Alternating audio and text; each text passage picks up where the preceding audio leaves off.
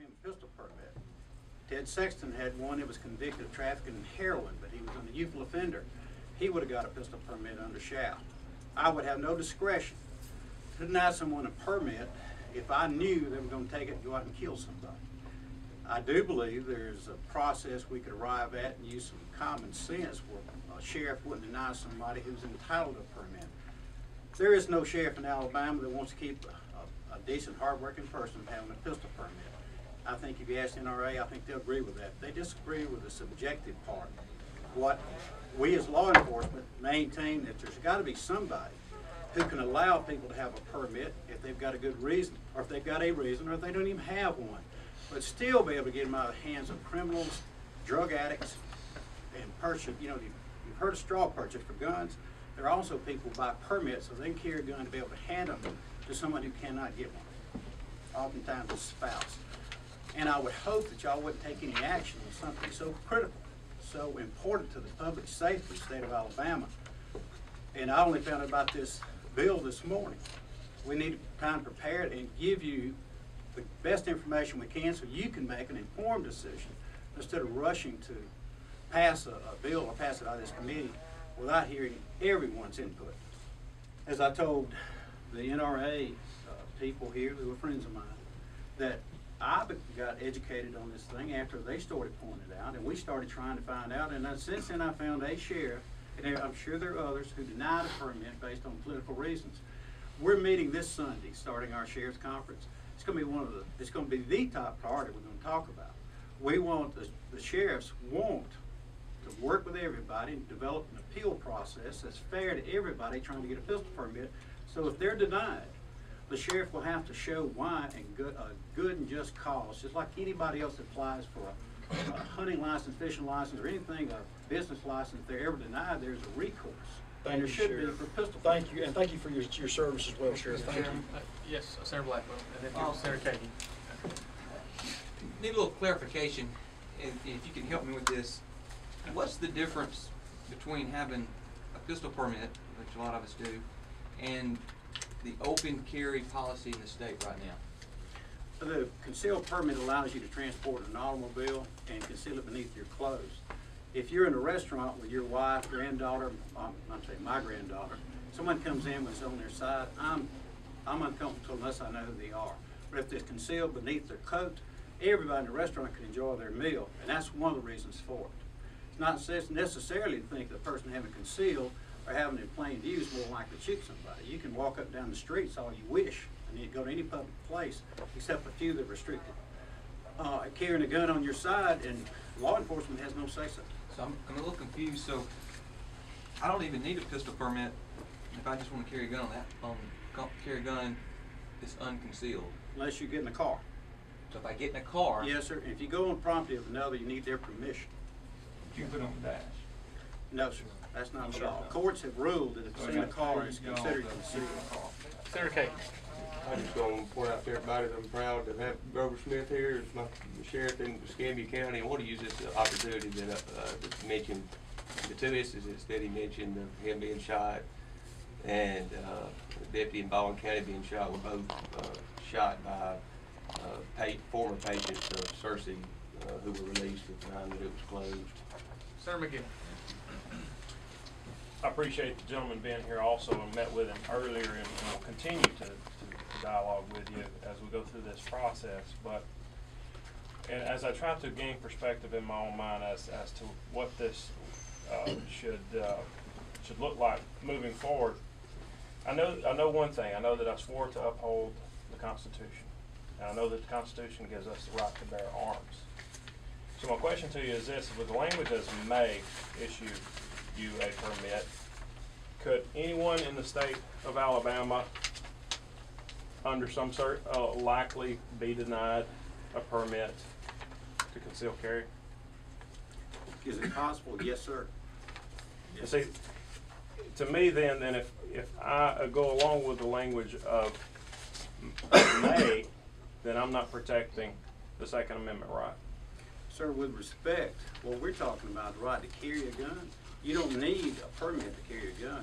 The law permits you to have any kind of weapon you want at your home or your place of employment with no permit no restrictions, no government invasion at all. What the permit does is allow you to take it beneath your clothes. Yes, but we We spend walk so up down the much time streets all in day. our travel and et cetera, we spend so much time in our vehicles.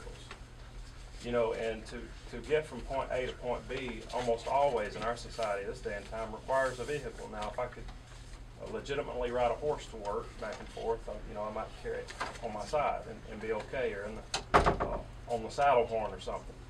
But we can't. We use our automobiles, and so I feel like if it's in violation for me to carry my gun in my vehicle, then that's in violation against my Second Amendment right, as that vehicle is my property. Yes, sir. You can't rob a bank with a pistol at your house. That's one of the reasons.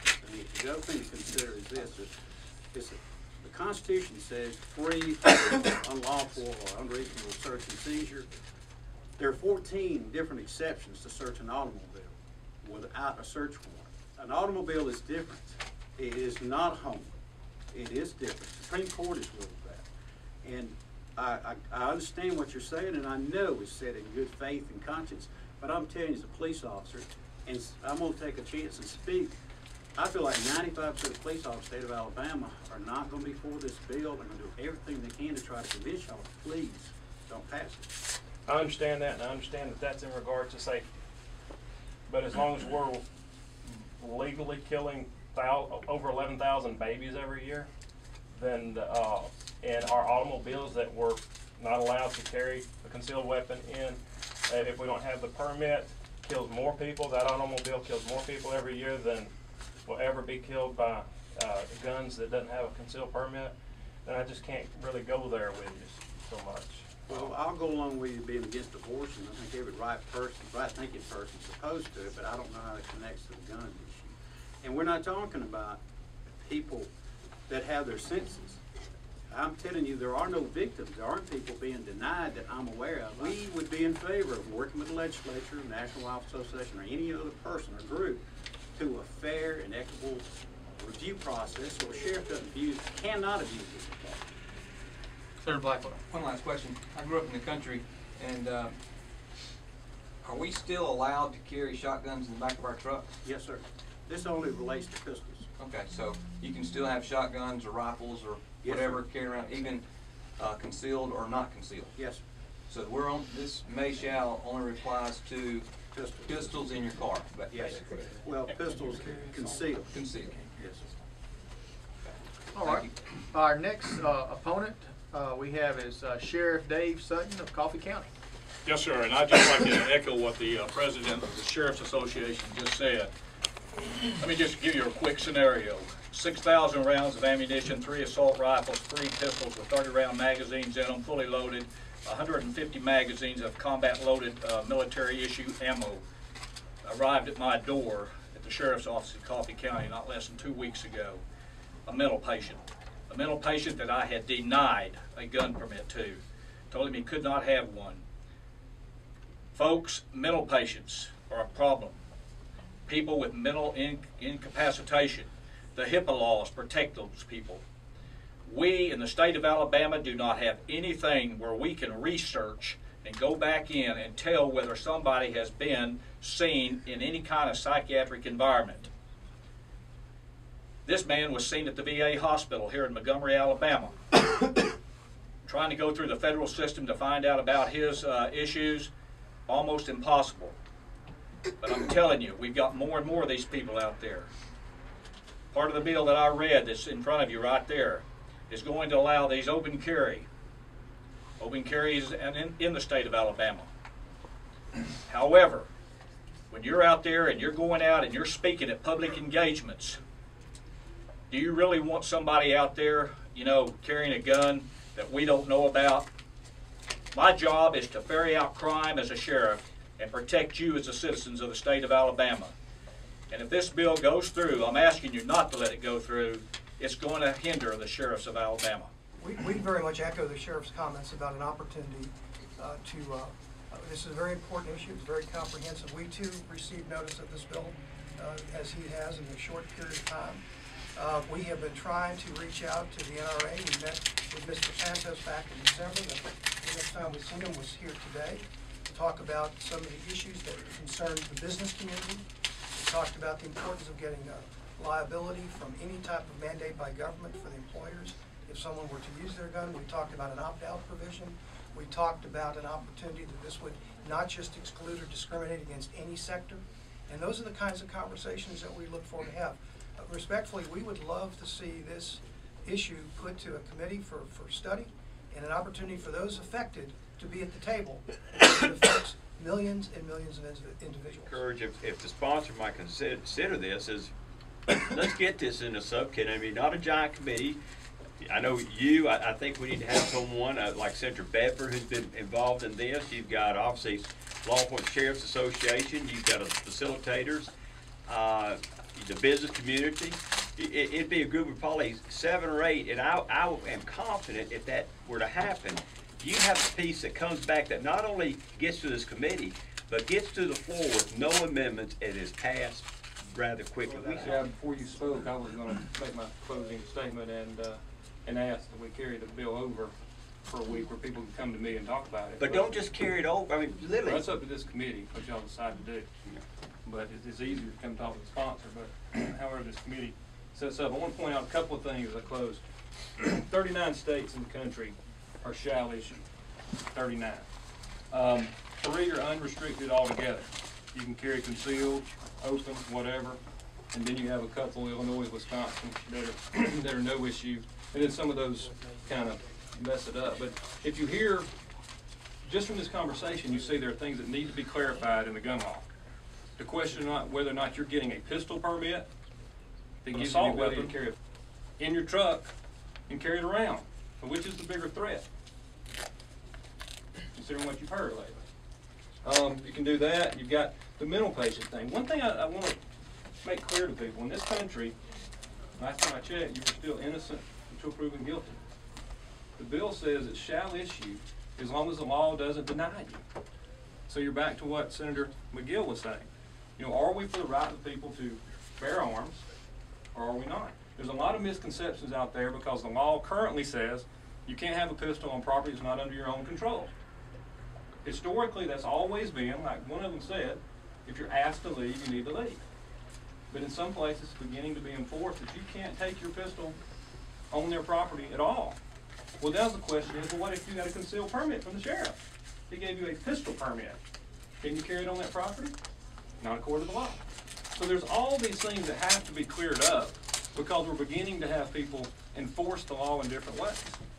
And I think we can come to some agreement. I would prefer that people come talk to me about it, but if the committee feels like people will be more comfortable if we have some super committee, I really don't know what that helps with, but I understand the thought process.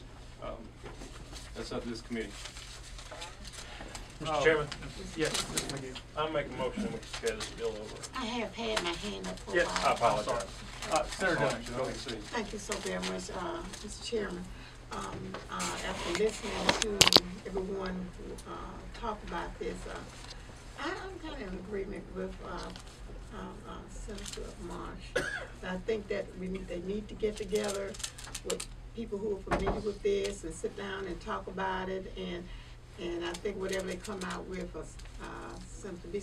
probably you in there and everybody talk, and you know, like you're doing now and everything. I think that it will work out for the best for everybody.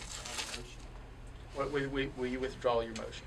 Mr. Chairman, I'd like to withdraw my motion to carry over. Now what are we voting on? All right, I would make a motion that the chairman put together a subcommittee working with Senator Beeson that reflects those interested in this piece of legislation that will report back to this committee at the proper time with a piece of legislation. Okay. Senator Blackwell. Aye. Senator Dunn. Aye. Senator Cahey. Aye. Senator Marsh. Aye. Senator Shedrick McGill. Aye. Senator Schofield. Aye. Senator Smitherman. That's like the whole name when you call it. Oh, I'm sorry. Senator Roger Smitherman. Senator Cam Warren. Aye. Senator Rusty Glover. Aye.